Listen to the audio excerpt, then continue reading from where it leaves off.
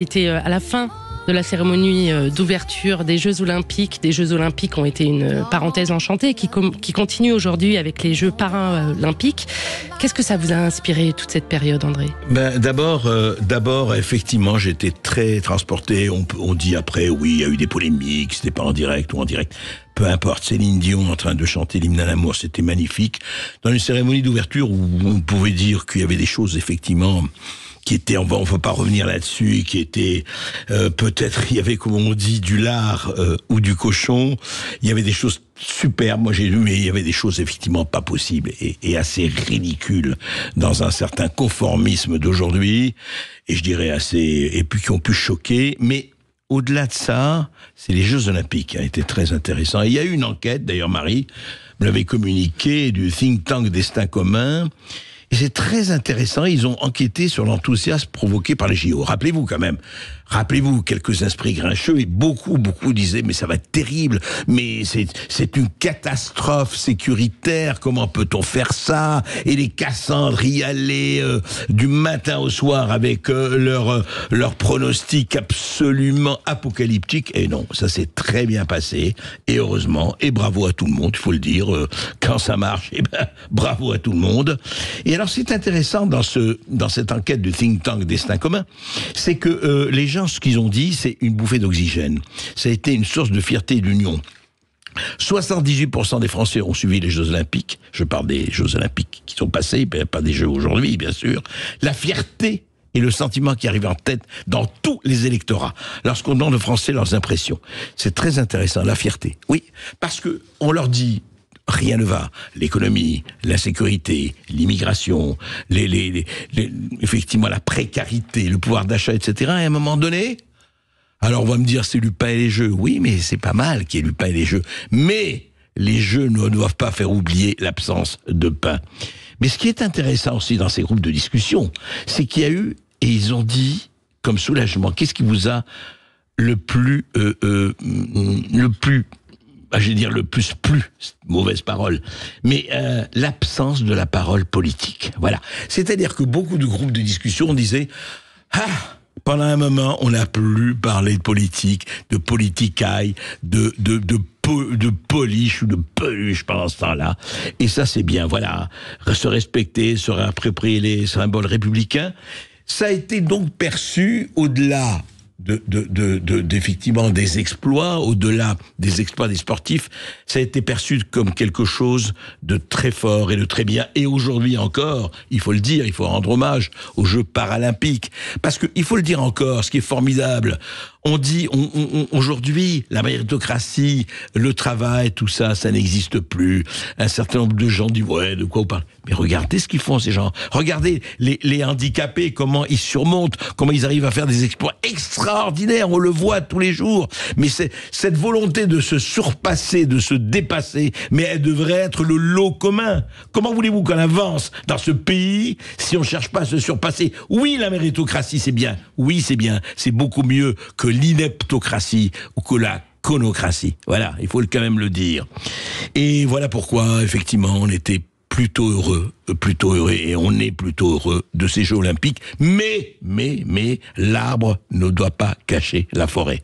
Marie. Oui, André, parce que une parenthèse enchantée, un moment de bonheur, une bulle d'oxygène, comme vous disiez, mais le réel est un peu revenu au galop pour cette fin d'été avec deux gros drames qui ponctuent l'actualité. Oui, le réel a frappé à la porte, il continue, vous savez, malheureusement le réel est là, et ce n'est pas un spectacle, fut-il extraordinaire, qui peut le cacher. Ce gendarme, tué lors d'un contrôle routier après un refus d'obtempérer dans les Alpes-Maritimes, ça a été terrifiant, quoi, je veux dire. Il y a eu ça, et on a entendu Eric Comines, Eric Comines est mort, et sa femme a parlé. Et écoutez un extrait de ce qu'elle a dit. Harmonie Comines, l'épouse, la veuve d'Éric Comines. Je remercie notre France d'avoir tué mon tendre époux, que j'aime tant, le père de nos enfants. Attention, je ne parle pas d'étrangers, mais de récidivistes. Je l'affirme haut et fort, la France a tué mon mari. La France a tué mon mari par son insuffisance, son laxisme et son excès de tolérance. La France a tué mon mari. Ouais. Alors on dit non, c'est pas la France qui a tué. C'est pas le problème. Le problème, c'est que cette femme pourrait être n'importe quelle femme de France. Le problème, c'est que ça peut arriver à n'importe qui d'entre nous. C'est ça le problème. C'est pas de dire, c'est comment il se fait que cette personne multirécidiviste, etc., alors voilà, qui devrait être en prison, qui devrait être en tout cas mis hors d'état de nuire, comme des dizaines et des centaines de cas depuis des années, hein, c'est pas nouveau, encore une fois, on en reparle parce qu'on est obligé d'en reparler, parce que comment voulez-vous qu'on n'en reparle pas? Ce n'est pas nouveau, ça. Eh bien, est-ce que c'est admissible que cette personne soit encore en train de faire son rodéo, ou etc., et ce gendarme est refus d'obtempérer, ah non, on répond pas aux gendarmes, on n'en a rien à foutre des gendarmes, on n'en a rien à foutre de l'autorité, on n'en a rien à foutre des forces de l'ordre, et voilà ce qui arrive. Et je suis quand même assez frappé. Et quand il y a eu la mort de Naël, qui était un événement tout aussi atroce et tout aussi lamentable, eh bien, la France entière, une partie de la France, il y a eu des émeutes, etc., et tout le monde a vraiment s'est indigné des sportifs, des artistes. Et là, on n'entend pas grand monde, hein. On n'entend pas grand monde déplorer ce qui s'est passé avec Éric Comines. Voilà. Tué par un automobiliste multirécidiviste, encore une fois, parce que, voilà, un juge de liberté de la détention, je ne sais pas, s'est dit oui, mais enfin écoutez, bon, voilà, il va faire une petite peine et puis il va sortir, et oui, voilà. Et ça s'est passé comme ça, et puis, peut penser à Camilla, quelques jours après, on a l'impression que c'est devenu quotidien maintenant. À Valoris, une fille de 7 ans fauchée par un motard complètement délirant, ou je ne sais pas s'il était drogué ou pas. Il avait 19 ans et il faisait une roue arrière. Vous savez, c'est très bien, hein. On montre qu'on existe, hein. On est fort, hein. On se fait des grands trucs, on se fait des langues en Ford Mustang. Non, ça, ce n'est pas je n'ai besoin de personne à Harley Davidson, c'est je fais le kéké parce que je sais faire la roue arrière.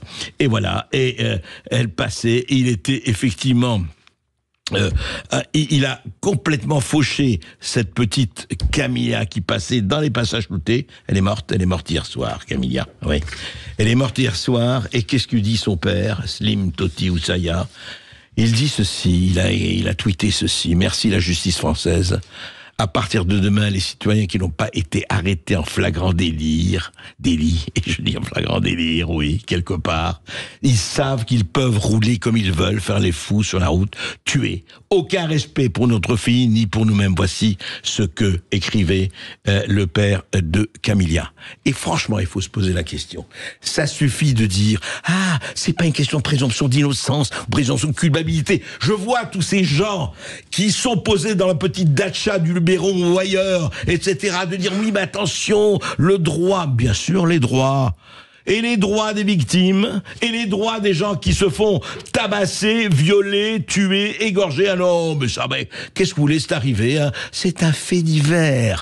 Comment ces gens-là peuvent prononcer le mot fait divers sans puer de la bouche? Hein? On peut le savoir, ça? On peut le savoir? Est-ce que c'est admissible, ça? Non, ce n'est pas admissible. Ce n'est pas admissible qu'il y ait cette veulerie, cette lâcheté, cet abandon, ce laisser-faire. Et alors, de quoi on parle? Ah oui, et on va en parler nous aussi, vous allez voir, du Premier ministre. Mais on fait de la politique pourquoi? On fait de la politique pour s'occuper des gens, pour protéger les gens, pour qu'ils puissent vivre.